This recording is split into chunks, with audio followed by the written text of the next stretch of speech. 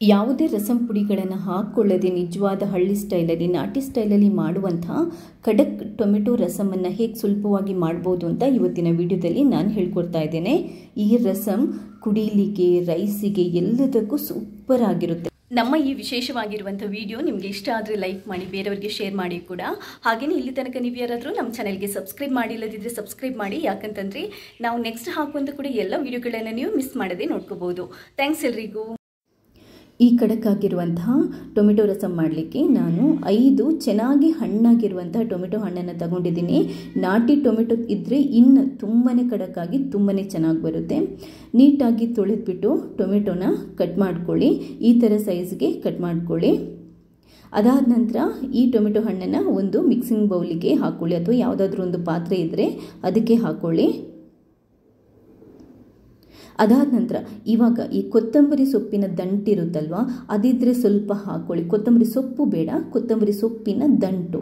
ಯಾಕಂತಂದರೆ ಟೊಮೆಟೊ ಹಣ್ಣು ಮತ್ತು ಕೊತ್ತಂಬರಿ ಸೊಪ್ಪು ದಂಟಿನ ಈ ರಸಂ ಇದೆಯಲ್ಲ, ಸಖತ್ ಒಳ್ಳೆ ಫ್ಲೇವರ್ ಸಿಗುತ್ತೆ. ಖಡಕ್ಕಾಗಿರುವಂಥ ನಾಟಿ ಸ್ಟೈಲಿ ಆ ಫ್ಲೇವರ್ ಇರುತ್ತಲ್ವ ಅದು ಸಿಗುತ್ತೆ. ನೀವು ಟೊಮೆಟೊ ಹಣ್ಣನ್ನು ನೀಟಾಗಿ ಕೈಯಿಂದ ಈ ಥರ ಹಿಸುಕಿಬಿಟ್ಟು ಅದರ ರಸನ ತೆಗೆಯಬೇಕಾಗುತ್ತೆ. ಅದಕ್ಕೆ ಹಣ್ಣಾಗಿರೋ ಟೊಮೆಟೊ ಆದರೆ ನಮಗೆ ಹಿಸುಕಲಿಕ್ಕೆ ತುಂಬ ಈಸಿ ಆಗುತ್ತೆ, ಮತ್ತು ರಸ ಕೂಡ ಜಾಸ್ತಿನೇ ಬರುತ್ತೆ.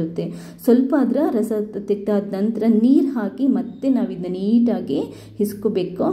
ಅದಾದ ನಂತರ ಅದರ ರಸ ಎಲ್ಲ ತೆಗೆದು ಈ ವೇಸ್ಟ್ ಇರುತ್ತಲ್ವ, ಅದರ ಸಿಪ್ಪೆ ಎಲ್ಲ ಇರುತ್ತಲ್ವ, ಅದನ್ನ ನಾವು ತೆಗೆದು ಬಿಡಬೇಕು.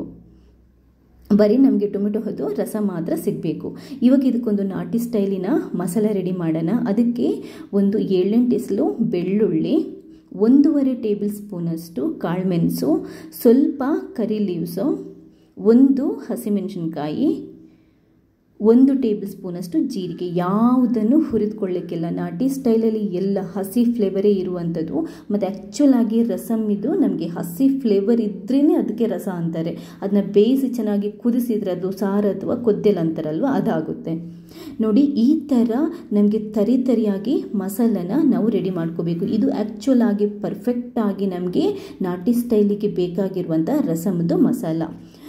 ಆ ಮಸಾಲ ರೆಡಿ ಮಾಡಿ ಆದ ನಂತರ ನಾವು ಟೊಮೆಟೊ ರಸ ತಗೊಂಡಿದ್ವಲ್ವ, ಅದನ್ನ ಒಂದು ಪಾತ್ರೆಗೆ ಹಾಕ್ಕೊಳ್ಳಿ.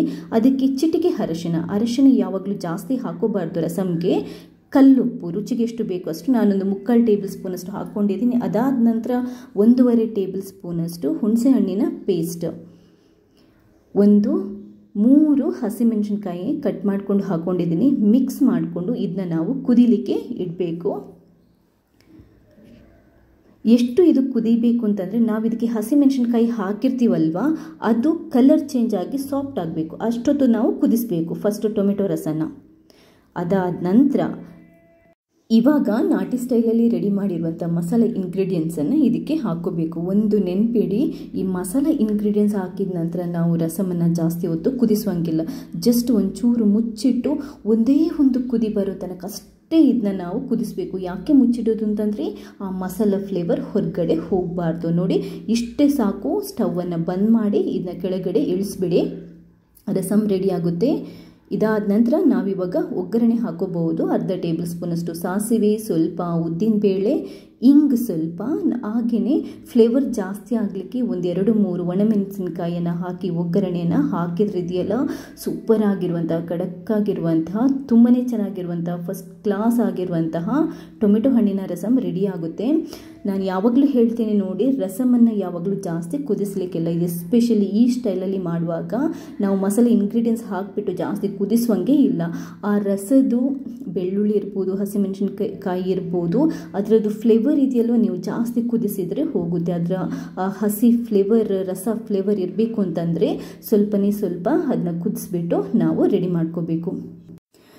ನಾನು ಹೇಳಿರುವಂಥ ಮೆಥಡನ್ನು ನೀವು ಫಾಲೋ ಮಾಡಿದರೆ ಪರ್ಫೆಕ್ಟ್ ಆಗಿರುವಂಥ ರಸಮನ್ನು ಈಸಿಯಾಗಿ ತುಂಬಾ ಸುಲಭವಾಗಿ ರೆಡಿ ಮಾಡ್ಬೋದು. ಒಂದ್ಸರಿ ಟ್ರೈ ಮಾಡಿ, ನೀವೇ ನನಗೆ ಮತ್ತೆ ವಾಪಸ್ ಕಮೆಂಟ್ ಮಾಡಿ ಫೀಡ್ಬ್ಯಾಕ್ನ ಹೇಳ್ತೀರ. ಅಷ್ಟು ಸೂಪರ್ವಾಗಿ ಬರುತ್ತೆ ಈ ರಸಂ. ಟ್ರೈ ಮಾಡಿ ನನಗೆ ಫೀಡ್ಬ್ಯಾಕ್ನ ತಿಳಿಸಿ. ಹಾಗೆಯೇ ನೀವೇನಾದರೂ ನನ್ನ ಚಾನೆಲ್ಗೆ ಹೊಸಬರಾಗಿದ್ದರೆ ಸಬ್ಸ್ಕ್ರೈಬ್ ಮಾಡಿ. ಯಾಕಂತಂದರೆ ನಾನು ನೆಕ್ಸ್ಟ್ ಹಾಕುವಂಥ ಕೂಡ ಎಲ್ಲ ವೀಡಿಯೋಗಳನ್ನು ನೀವು ಮಿಸ್ ಮಾಡದೆ ನೋಡ್ಕೋಬೋದು. ಥ್ಯಾಂಕ್ಸ್ ಎಲ್ರಿಗೂ.